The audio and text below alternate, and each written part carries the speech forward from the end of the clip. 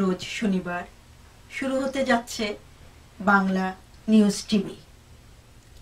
আমি শিউলি মিজান, বাংলা নিউজ টিভির পক্ষ থেকে আপনাদের সবাইকে জানাই আমার আন্তরিক প্রীতি ও শুভেচ্ছা। লস অ্যাঞ্জেলেসে প্রবাসী বাঙালিদের নিত্যদিনের ঘটনাবলী নিয়ে আমাদের এই নিউজ অনুষ্ঠান। এখন দেখবেন বাংলা সংবাদ। Bangladesh news TV Los Angeles থেকে আপনাদের সবাইকে স্বাগত জানাচ্ছি। আমাদের সাথে আছে জনাব কুদ্দুস খান। জনাব কুদ্দুস খান, স্বাগতম। চলুন সুপ্রিয় দর্শক মণ্ডলী, চট করে স্থানীয় সংবাদ শুরু। আসসালামু আলাইকুম, আমি কুদ্দুস খান। একটা সাংঘাতিক নতুন ঘটনা ঘটেছে, যা কখনো ঘটে নেই, সমস্ত বিশ্বে ঘটে নেই, বাংলাদেশ তো ঘটেই নেই, লস অ্যাঞ্জেলেসে ঘটে নাই। তা হলো লস অ্যাঞ্জেলেসের লিটল বাংলাদেশ থেকে, এই লিটল বাংলাদেশকে এখানে জনগণ মনে করে বাংলাদেশ, সেখান থেকে একটা মোটরকেট মানে মোটর শোভাযাত্রা শুরু হয়েছে। সেটা গিয়েছে রাঙামাটি। রাঙামাটি বলতে আমরা রেডল্যান্ড বলে থাকি, রেডল্যান্ডকে রাঙামাটি নাম দিয়েছে। সেখানে একটা স্মৃতিফলক রাখা হয়েছে। তারপরে গিয়েছে, সেখান থেকে গিয়েছে লিটল ঢাকা অবধি, লিটল ঢাকার থেকে কিংবাহার পর্যন্ত যায় শেষ হয়েছে। এই মোটর শোভাযাত্রার একটা নতুন দিক ছিল, আপনি যদি কিছু প্রশ্ন থাকে বলতে পারেন। সেটা হলো কি যে এটা কখনো হয় নাই আর কখনো, মানে বাংলাদেশের ফ্ল্যাগ বহন করে বাংলাদেশের সমস্ত গান বাজিয়ে প্রায় 1 শতাধিক গাড়ি 19শে ডিসেম্বরটা বলার দরকার ভালো, সেখান থেকে এত সুন্দরভাবে এত লোক গিয়েছে। এরা সমস্ত বাংলাদেশের মতো, যে আপনি দেখেছেন তো মেক্সিকানরা কী করে, ফুটবলে জিতলে হইচই করে, সেরকম ফ্ল্যাগ করে হইচই করতে করতে আমরা গিয়েছিলাম লিটল ঢাকা, যেটা নাকি আর্টিসিয়া থেকে। তারপরে আমরা গেলাম রাঙামাটি বা রেডল্যান্ডকে বাঙালিরা রাঙামাটি নাম দিয়েছে। কিংবাহাটে আমরা শেষ করেছি। এখানে একটা বড় মজার জিনিস হয়েছে, নতুন মেরুকরণ হয়েছে, নতুন একটা সিস্টেম চালু হয়েছে। যা কিছু হবে সব লিটল ঢাকার থেকে হবে, কারণ এটাকে বাংলাদেশ মনে করতেছে মানুষরা। কারণ লিটল ঢাকা থেকে ক্যারেট শুরু হয়েছে। শোনা যাচ্ছে লিটল ঢাকায় নাকি বিয়ে শাদীর ব্যাপারটাও লিটল ঢাকায় এখন শুরু হবে। ওই আর এর মধ্যে তার বলেন, আপনি কিছু বলতে? সুপ্রিয় দর্শক মণ্ডলী, নিশ্চিত করে এটি একটি চমৎকার খবর আমাদের বাংলাদেশি প্রবাসীদের জন্য। এখানকার লিটল বাংলাদেশ হয়েছে, অনেক নাটখোর পড়ানো হয়েছে। যারা নেতৃবৃন্দ আছেন তারা সবাই তাদের কর্মের জন্য ধন্যবাদ পেতেই পারেন। সবাইকে ধন্যবাদ জানাচ্ছি এর সাথে সংশ্লিষ্টতার জন্য। আচ্ছা, হিন্দুদের রিপ্রেজেন্ট করেছে কুদ্দুস খান। আমি একটা ধুতি পাঞ্জাবি পরে, তখন লিটল ঢাকার সমস্ত লোকজন আমাকে হিন্দুদের রিপ্রেজেন্ট করার জন্য বলেছে, কারণ এখানে কোনো হিন্দুদের রিপ্রেজেন্টেটিভ ছিল না। তা আমি হরে কৃষ্ণ হরে রাম ওর একটা পরে এটা করেছি আর কি। তো তারা পরে ভোট দিয়ে আমাকে বলেছে যে আপনি হিন্দুদের আজ থেকে রিপ্রেজেন্ট করবেন আর কি, মনে হয় গীতা পাঠ করতে যাই হোক, একটা মজার ব্যাপার হয়েছে। কারণ হিন্দু এই কারণে যে বাংলাদেশে মাইনরিটি আছে, খ্রিস্টান থাকলে তারাও আছে, তাদেরও রিপ্রেজেন্টেশন দরকার, যেহেতু তাদের ফর সাম রিজন তারা আমরা কাজে আমি নিজে হিন্দু সেরেছিলাম। পান্না খান, চলে যায় পরবর্তী খবরে। পরবর্তীতে প্রস্তুতি পর্ব হয়েছিল, এই যেটা নাকি ওই মোটর শোভাযাত্রা, সেটা রাত্রি 2টা পর্যন্ত সমস্ত ওই এলাকায় রঙিল করে ফেলেছিল। এটা নেতৃত্ব দিয়েছেন মুজিব সিদ্দিকী, ডক্টর জয়নাল আবদিন, এরা এটা করেছিল। এরপরে আসে খ্রিস্টানদের একটা অনুষ্ঠান, অত্যন্ত বড়দিনের জন্য তারা প্রস্তুতি নিচ্ছে। লোমালিন্ডাতে চিন্ময় চৌধুরীর বাসাতে একটা বড়দিনের অনুষ্ঠান করেছে। বড়দিন বলতে খ্রিস্টানরা যেটা আমাদের দেশে বড়দিন বলে, এখানে ক্রিসমাস ডে। সেই বড়দিনে তাদের কীর্তন করতে দেখেছি হিন্দু স্টাইলে। তো আমি তাদের জিজ্ঞাসা করছিলাম, আমরা বড়দিনে কীর্তন করেন কেন? ওনারা বলেছে যীশু খ্রিস্টের যখন জন্ম হয় 25শে ডিসেম্বর, তখন স্বর্গের দেবতাগণ নাচ গান করেছিল, কীর্তন করেছিল, তার অনুকরণে তারা কীর্তন করেছে। তা আমরা এই নিউজের সাথে তার একটা ছোট্ট প্রতিবেদন চিন্ময় রায়চৌধুরী রেডি করেছে। বড়দিন উৎসব আমরা উদযাপন করি প্রভু যীশু খ্রিস্টের জন্ম তিথি স্মরণ করে। তো বড়দিন আমরা কেন কীর্তন করি? যখন প্রভু যীশু খ্রিস্টের জন্ম হয়েছিল, তখন স্বর্গের দূতগণ আনন্দে গান করেছিল এবং বলেছিল, তোমাদের জন্য দাউদনগরে একজন ত্রাণকর্তা প্রভু যীশু খ্রিস্টের জন্ম হয়েছে। সেই যে দূতগণ গান করেছিল, সেই তাদের গান বা সঙ্গীত স্মরণ করে আমরাও কীর্তন করি। আরেকটা বড় সময় এমা চিত্রীর মৃত্যুবার্ষিকী পালন করা হয়েছে 12ই ডিসেম্বর। এমা সৃষ্টি সম্বন্ধে আমরা আগেও বলেছি, এমা সৃষ্টি অত্যন্ত সাংস্কৃতিক মানা এবং একটা ভালো লোক ছিলেন আমাদের মধ্যে। উনি খুব অল্প বয়সে পরলোক গমন করেছেন। উনি তবলা বাজাতেন এবং হৃদম শিল্পী গোষ্ঠী উনি জন্ম দিয়েছেন। উনি কয়েকজন মিলে তার সেক্রেটারি ছিলেন। সেটা হয়েছে 12ই ডিসেম্বর আলহামরা কারেন্টার ইংলিশ কারেন্ট হয়েছিল। আচ্ছা, ব্যক্তিগতভাবে আমি জনাব ইমাদ চিশতিকে চিনতাম আর কি। তো আমি সুপ্রিয় দর্শক মণ্ডলীদের যারা যারা দেখছেন অনুষ্ঠান সবাইকে আহ্বান জানাবো তার আত্মার মাগফিরাত কামনা করার জন্য। আচ্ছা, এবার মুক্তি চেতনার কথা আপনারা প্রিয় দর্শক জানেন, যারা মুক্তিযুদ্ধ চেতনাকে যারা উজ্জীবিত রাখতে চান সেখানে নেতৃত্ব দিয়েছেন জামি মানিক এবং জয়নাল আবেদিন। তো ওনারা একটা সভা করেছিলেন 12ই ডিসেম্বর, সেখানে সুস্পষ্টভাবে বলেছিলেন এবার যত প্যারেড হবে বাংলার প্যারেড সহ তার নেতৃত্ব তারা দিতে চান। তারা মনে করেন মুক্তিযোদ্ধার রিপ্রেজেন্টেশন তাই করতে পারেন মুক্তিযোদ্ধার আত্মীয় স্বজন তারা, এবং তারা নিজেরা মুক্তিযোদ্ধার সঙ্গে অংশগ্রহণ করেছেন। কাজে এখানে যে প্যারেড হবে, যে কোনো ঘটনা ঘটে সেই ঘটনায় তারা নেতৃত্ব দেবেন বলে তারা মনস্থির করেছেন। এর জন্য কেউ কেউ হয়তো মুক্তি চেতনা বা বাংলাদেশের মুক্তিযুদ্ধের চেতনাকে ব্যবহার করবেন না, তাহলে আমাদের যে 30 লাখ শহীদ হয়েছেন তাদের আত্মার অপমান করা হবে। আমার কিন্তু তা মনে হয় নাই, কারণ চেতনাকে সেকেন্ড জেনারেশনকে ট্রান্সফার করতে হবে। আমি একটা মুক্তিযুদ্ধ বলতে গেলে তো শেখ মুজিবের কথা আসবে, বাংলাদেশের কথা আসবে, বাংলা ভাষার কথা আসবে, বাংলা বলা বা বাংলার চর্চা বা সাংস্কৃতিক চর্চা আমি খুব কম এই প্রবাসে, এবং বাংলাদেশেও দেখছি যে কিছুটা পরিবর্তন হয়েছে। কিছুটা আমাদের সাথে দ্বিমত করছি। আপনি সেটা হলো কি যে আমার মনে হয় চেতনাটা দরকার আছে। এখানে আরেকটা ইন্টারেস্টিং জিনিস হয়েছে, লক্ষ্মীপুর, নোয়াখালীতে বোধহয় লক্ষ্মীপুর একটা ডিস্ট্রিক্ট বা উপজেলা আছে, সেখানে মুক্তিযোদ্ধারা অ্যাপিল করেছিল লস অ্যাঞ্জেলেসে যারা মুক্তিযুদ্ধ বা মুক্তিযোদ্ধার সমর্থক আছে তারা গরিব মুক্তিযোদ্ধারা একত্র করেছেন বিশাল সংখ্যক, এবং তাদের 16ই ডিসেম্বর অর্থাৎ বিজয় দিবসে একটা ভালো খাওয়া দাওয়ার ব্যবস্থা করার জন্য আমাদের আপিল করেছিল। এইখানে লস অ্যাঞ্জেলেস মুক্তিযোদ্ধার মধ্যে নেতৃত্ব দিয়েছেন আবুল খায়ের এবং খালেক, সর্দার খালেক। তারা $1000 সংগ্রহ করতে পেরেছিলেন। সেই টাকায় আমরা কিছুটা সংগ্রহ করতে সাহায্য করেছি। সেই টাকাটা সাথে সাথে 14ই ডিসেম্বর তাদের দেওয়া হয়েছে, যাতে নাকি 16ই ডিসেম্বর তারা একটা গরু কেটে সেখানে একটা উৎসব করতে পারে আর কি। সেই 16ই ডিসেম্বর মুক্তিযোদ্ধা, লক্ষ্মীপুরের মুক্তিযোদ্ধারা, গরিব মুক্তিযোদ্ধারা একটা উৎসব মুখর পরিবেশ সৃষ্টি করেছে, একটা বিশাল উৎসব করেছে। সেই আমাদের দেওয়া $1000, সেই টাকা কিন্তু পার্টিকুলার কোনো ব্যক্তি না, সকলেই কিছু কিছু $10-20 দিয়েছে, কেউ $100, $200 দিয়েছে। সেটা একটা ভালো দিক, মুক্তিযোদ্ধা কিন্তু রেসপেক্ট করা হয়েছে। এটা আমি অবশ্য দেখেছি খেয়াল করে যে আমাদের যে বীর মুক্তিযোদ্ধা আছেন লস অ্যাঞ্জেলেস প্রবাসী সর্দার খালেক, তাকে দেখা যাচ্ছে যে প্রায় সমাজসেবামূলক কর্মকাণ্ড, বিশেষ করে মুক্তিযোদ্ধাদের সাথে সংশ্লিষ্ট বিষয়গুলিতে তিনি যথেষ্ট আগ্রহ পোষণ করেন, এবং হলেও সারা দেশে যারা মুক্তিযোদ্ধা ভাই বা বোনেরা আছেন তাদের পাশে যেন আমরা দাঁড়াতে পারি, এবং প্রবাসীরাও যাতে আমাদের সাথে শরীক হন। আরেকটা উল্লেখযোগ্য সংবাদ হয়েছে, সেটা হলো কি এইবার কিন্তু বিজয় দিবসের খুব একটা বেশি অনুষ্ঠান হয় নাই। দুটো অনুষ্ঠান হয়েছে, একটা তো সরকারিভাবে কনসুলেটে হয়েছে। কনসুলেটে যেহেতু অন্য কোনো অনুষ্ঠান ছিল না, আমার মনে হয় মাত্রা অতিরিক্ত লোক জমা হয়েছিল। আলোচনায় অংশগ্রহণ করেছি আমি ব্যক্তিগতভাবে, এখানে একটা ডিক্লেয়ার করেছিলাম যে ক্যারেট হয়েছে মোটর শোভাযাত্রার সমস্ত ছবিগুলো নিয়ে আমরা যতটা পারছি বেশি ছবি আমরা দিতে চেষ্টা করব, যাতে মানুষ যারা অংশগ্রহণ করেছে তারা তাদের ছবি দেখতে পায়, এনকারেজড হয়। সেখানে বিএনপি একটা প্রশ্ন তুলেছে, বিএনপির সেক্রেটারি ডাবলু আমিন, সে বলেছে আওয়ামী লীগের অ্যাডমিনিস্ট্রেশন অত্যন্ত কৃপণ, কারণ স্বাধীনতার যে ফলটা, স্বাধীনতা তারা বারবার বলতেছেন স্বাধীনতারা আওয়ামী লীগ সরকার এবং আওয়ামী লীগই স্বাধীনতার নেতৃত্ব দিয়েছেন। বিএনপির সাধারণ সম্পাদক যে অভিযোগটা করেছেন সেটা একেবারে উড়িয়ে দেওয়ার মতো কিন্তু না।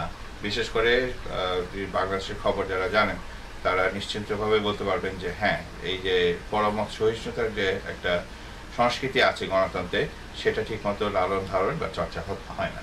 এটা হলো আওয়ামী লীগের দোষ দেন কেন? বিএনপি থাকাকালীন তো আমি কিন্তু কোনো দলের নাম বলিনি।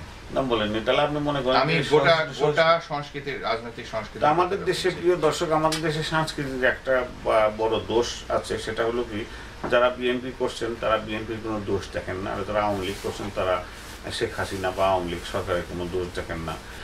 বিরোধী দল কিন্তু থাকেই শুধু সমালোচনা করার জন্য। সমালোচনা করলে সরকারটা সুন্দর সুষ্ঠু হয় এবং এটা ব্যালেন্স হয়। উত্তর ডক্টর হাসিম এই ফ্লাইটটা আমাদের পাঠিয়েছিলেন আমাদের অফিসে, অ্যাকচুয়ালি ব্যক্তিগতভাবে আমার বাসায় পাঠিয়েছিলেন। ওনারা 18-19 2 দিন বিজয় দিবস উদযাপন করেছেন। এটা বেশ একটা বেদনাদায়ক ঘটনা এই কারণে, কারণ আমরা দেখতে পাচ্ছি যে বাংলাদেশের বিজয় দিবস 40তম বিজয় দিবস, 39তম বিজয় দিবসে মাত্র দুটো অনুষ্ঠান হয়েছে। আমাদের অবশ্যই আমাদের সাথে যোগাযোগ করবেন 800-97 5050, আমি 310-519-8989 এই দুটি নম্বরে যোগাযোগ করে আপনারা বিজ্ঞাপনের জন্য আমাদের কাছে অনুরোধ করতে পারেন। বাংলাদেশে বেশ কিছু ঘটনা বহুল সপ্তাহ চলে গেল, তার মধ্যে সবচেয়ে উল্লেখযোগ্য আমাদের কাছে যেটা মনে হচ্ছে সেটা হচ্ছে যে বিএনপি স্থায়ী কমিটির নেতা সালাউদ্দিন কাদের চৌধুরী, যিনি একজন এমপি, তাকে গ্রেফতার করা হয়েছে, যে তাকে নাকি প্রচন্ড রকম নির্যাতন করা হয়েছে।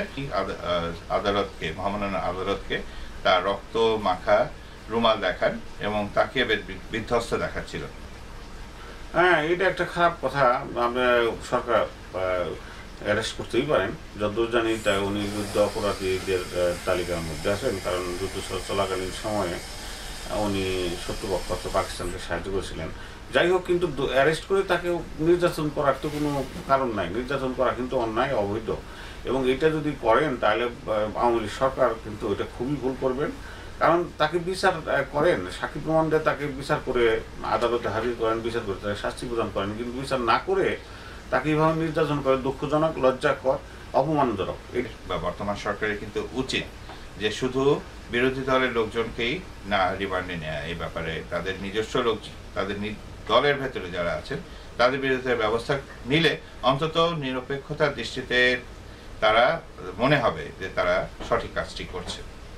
সেটা একটা কথা বটে, কারণ আপনি আওয়ামী লীগের ভিতরে যদি যুদ্ধ অপরাধী থাকে বা পাকিস্তানের সময় যুদ্ধ চলাকালীন সহযোগিতা করছিলেন এই জাতীয় লোক থাকে, ডেফিনেটলি তাদের বিরুদ্ধে অভিযোগ আনতে হবে আদালতে এবং তাদেরও বিচার ব্যবস্থার মধ্যে নিয়ে আসতে হবে। শুধু আরেকটা খবর হচ্ছে, আরেকটা ঘটনা কি জানেন না, আমাদের ইতিহাস ভুলে যায় বাংলাদেশের নেতৃত্ব।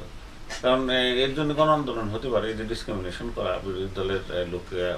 চট্টগ্রামে একটি বিক্ষোভ মিছিল হয়েছে এবং হরতাল হয়েছে। বিক্ষোভ কিছু করতে পারেন, আর আমি বিশ্বে কোথাও দেখি না যে হরতালটা হলে জনগণের কষ্ট হয়, বন্ধ করে দেওয়া হয় সবকিছু, যানবাহন বন্ধ হয়, তারপর জনগণের দৈনন্দিন জীবনে অর্থনীতির ক্ষতি হয়, কিন্তু যতদিন পর্যন্ত না এর একটা কার্যকরী ব্যতিক্রম কিছু একটা বের হচ্ছে ততদিন পর্যন্ত কি ধরনের ব্যতিক্রম আমরা আশা করেন? সেটা বাংলাদেশের পরিপ্রেক্ষিতে রাজনীতিবিদ যারা আছেন বা চিন্তাবিদ আছেন তাদেরকে খুঁজে বের করতে হবে।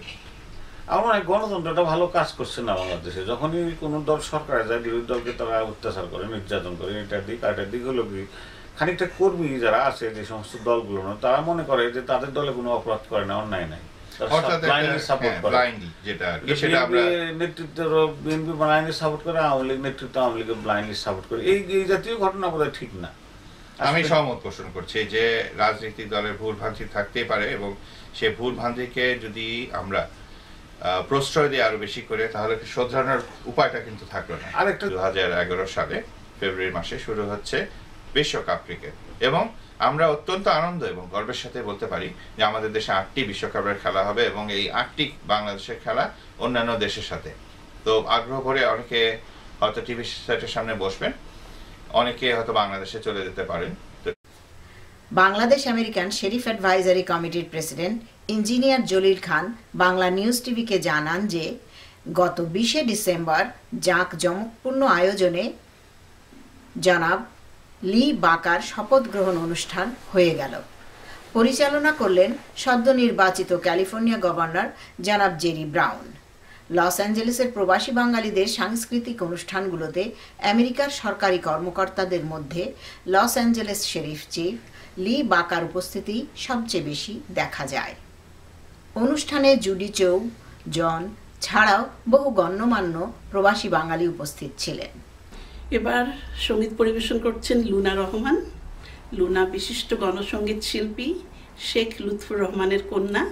লুনা জাতীয় শিশু শিল্পী পুরস্কার সহ নতুন 20 পুরস্কার প্রাপ্ত শিল্পী। ও সাত ভাই চম্পা জাগো রে জাগো রে, ঘুম ঘুম থাকে না ঘুমের ঘোরে, একটি পারুল বোন আমি তোমার, আমি সকাল সাথে শত কাজের মাঝে তোমায় ডেকে ডেকে সারা দাও, সারা গো সারা। ও সাত ভাই চম্পা জাগো রে জাগো রে, ঘুম ঘুম থাকে না ঘুমের ঘোরে, একটি পারুল বোন আমি তোমার, আমি সকাল সাথে শত কাজের মাঝে তোমায় ডেকে ডেকে সারা দাও, সারা। ও সাত ভাই চম্পা জাগরে,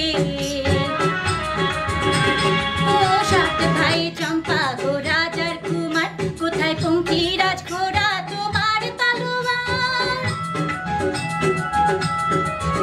ও সাত ভাই চম্পা গো রাজার কুমার, কোথায় পঙ্খিরাজ ঘোড়া তোমার তলোয়ার।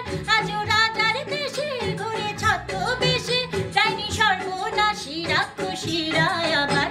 ও সাত ভাই চম্পা জাগরে জাগরে, ঘুম ঘুম থাকে না ঘুমের ঘোরে। একটি পারুল বোন আমি তোমার, আমি সকাল সাজে শত কাজের মাঝে, তোমায় ডেকে ডেকে সারা দাও সারা গো সারা। ও সাত ভাই চম্পা জাগরে।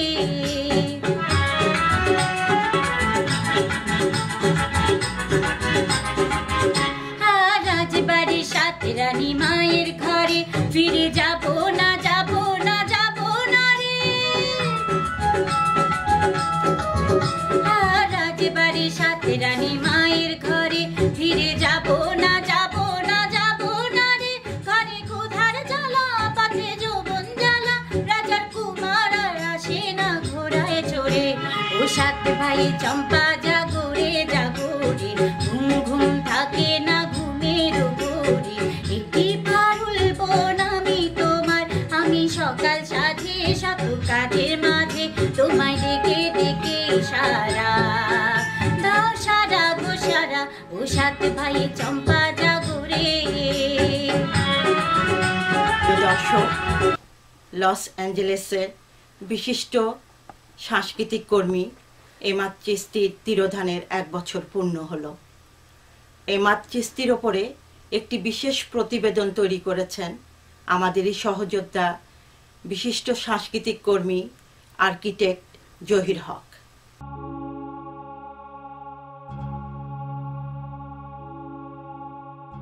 গত সপ্তাহে 1 বছর পার হয়ে গেল এমাদ চিশতি আমাদের ছেড়ে চলে গেছেন। এমাদের এই চলে যাওয়া লস অ্যাঞ্জেলেসের সাংস্কৃতিক অঙ্গনে এক বিশাল শূন্যতা এনে দেয়। এই শূন্যতা কখনো পূরণ হবার নয়।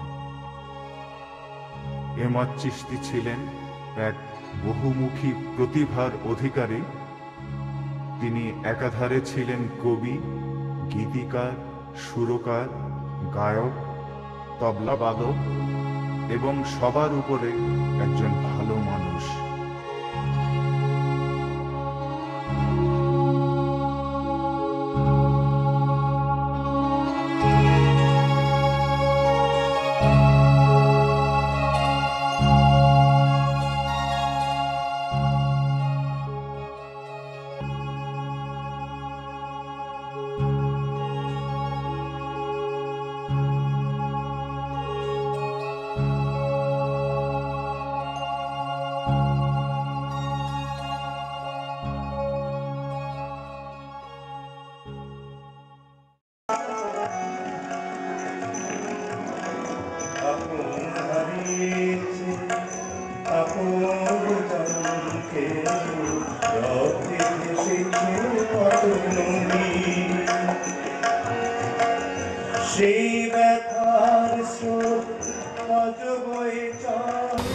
রিদম যখন আমরা প্রতিষ্ঠা করি, রিদম শব্দটা আমরা প্রথমে আমি মুক্তি বের করি। তখন তাকে বলা হতো চলেন না আজকে প্রোগ্রাম হচ্ছে। ইমাদ চিশতি চিরদিনের জন্য চলে গেছে। যদি কোনো বড় তবলাবাদক এসে গেল, আজকে এখানে আমরা সবাই সমবেত আমি ঈদের পর হচ্ছে সেই সুমিষ্ট হাসি, সেই ছেলেটি আমাদের কাছ থেকে সরে গেছে। লাইফ জীবনের প্রত্যেকটা ক্ষেত্রে রিদমটা ভেরি ইম্পর্টেন্ট। হাসি, কান্না, দুঃখ, বেদনা সব জায়গায়।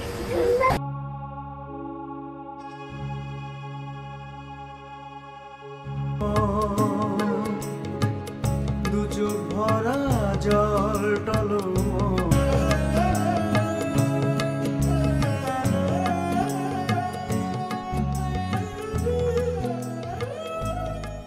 এবারে শুনবেন সাউদ চৌধুরীর গাওয়া একটি বাংলা গান। সাউদ চৌধুরী সাউথে থাকেন না, থাকেন নর্দার্ন ক্যালিফোর্নিয়ায়। শুনুন তবে গানটি।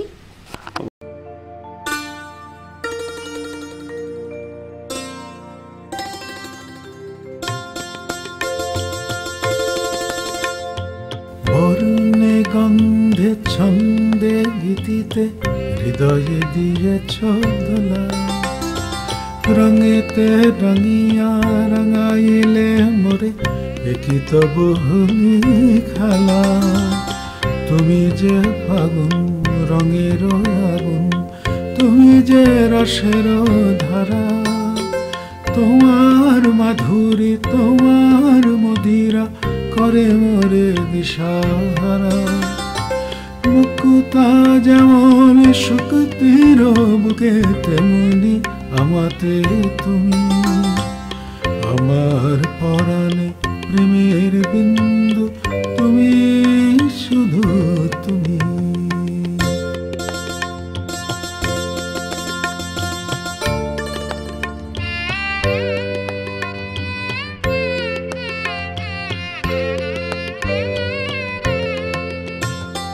প্রেমের অনলে জালি যে প্রদীপ সে দ্বীপের শেখা তুমি জোনাকি পাখায় ঝিকিমিকি নেচে এরিদি নাচালে তুমি আপন হারা উদাসী প্রাণের লাগো প্রেমাঞ্জলি তোমারে রচিয়া ভরেছি আমার বাবুল গানের ঝুলি ও মুকুতা যেমন শক্তির বুকে তেমনি আমাতে তুমি আমার পরাণে প্রেমের বিন্দু তুমি শুধু তুমি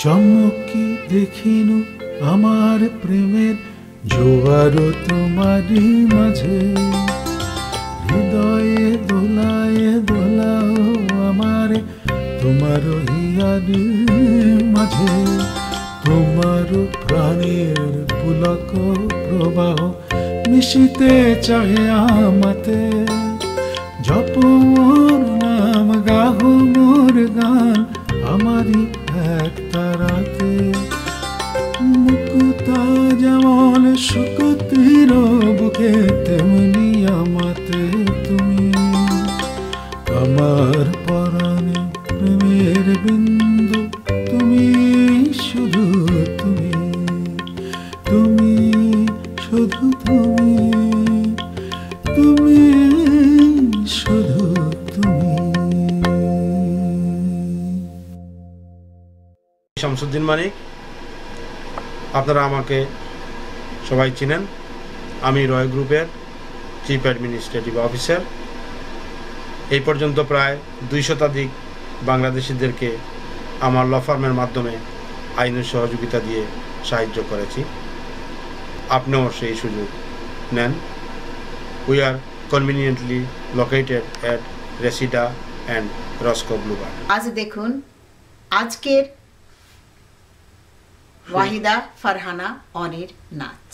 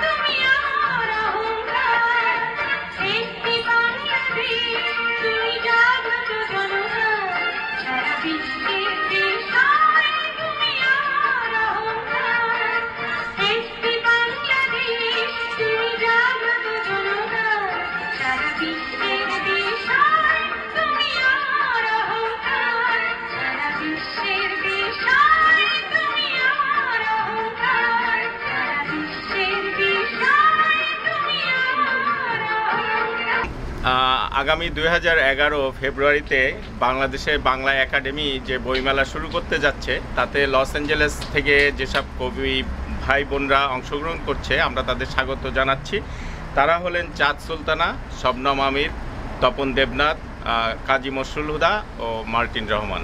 যদিও দর্শক, আমরা 26 তারিখে তাহলে আমরা স্বাধীনতা ডে 26-27 দুদিন করতে চান। দুদিনের প্রোগ্রাম হচ্ছে যে প্রথম দিন আমাদের সেমিনার, সিম্পোজিয়াম, চলচ্চিত্র প্রদর্শনী, এগুলো খণ্ড নাটক, যেমন আপনার মিজান শাহিনের খেপা পাগলার পেঁচাল, এ সমস্ত বহুত কিছু আমরা নিয়ে আসতে পারি প্রথম দিন। দ্বিতীয় দিনে আমরা একটা প্যারেডের মতো করতে পারি, অথবা অল্টারনেটিভ হতে পারে প্রথম দিন প্যারেড, দ্বিতীয় দিন এটা, অর্থাৎ লিটল বাংলাদেশ এরিয়াকে ঘিরে বিষয়টা হবে। লিটল বাংলাদেশ ঘিরে আমাদের যে জনজীবনকে উজ্জীবিত করা, মানে যে এভাবে আমরা আগামী বাংলাদেশের প্যারেড 26 এবং 27-এর প্রোগ্রামগুলোকে আমরা বিভিন্ন সংগঠনের কাছে দায়িত্ব দিতে